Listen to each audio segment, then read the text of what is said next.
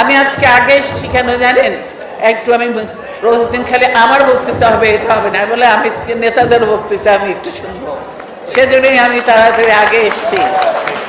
রাস্তায় জ্যামে আটকিয়েছিলাম, নাহলে আমি 5:30টায় রওনা দিয়েছি, এমন যে আজকে আমি আগে যাব।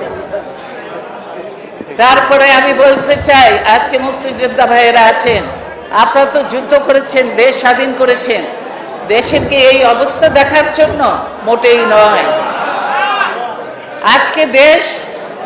আজকে দেশ পরাধীনতার শৃঙ্খলে বেঁধে দেওয়া হচ্ছে।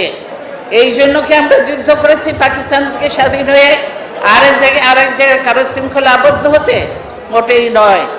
এই শৃঙ্খলে আবদ্ধ হবে না, সেজন্যই আমরা সকলেই আছি, আপনারাও থাকবেন। দেশ স্বাধীন করেছেন, দেশকে পরাধীনতার শৃঙ্খলে বন্দী হতে দেবেন না, দেশের মানুষকে না খেয়ে মরতে দেবেন না। আওয়ামী লীগ যেমন মেরেছিল ৭৪-এ, দেশের মানুষকে খেতে দেব, পড়তে দেব, শান্তি দেব, উন্নয়ন দেব, মুক্তিযোদ্ধাদের কল্যাণ করব। আমাদের ওই বইটি যদি পড়েন, আমাদের ভিশনটা, তাহলে আপনাদের কাছে পরিষ্কার হবে।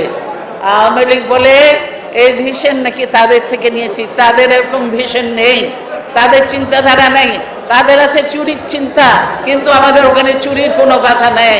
কাজেই ভিশন, তাদের ভিশন আর আমাদের ভিশন এক হতে পারে না, আমাদের চিন্তা তাদের চিন্তা এক হতে পারে না।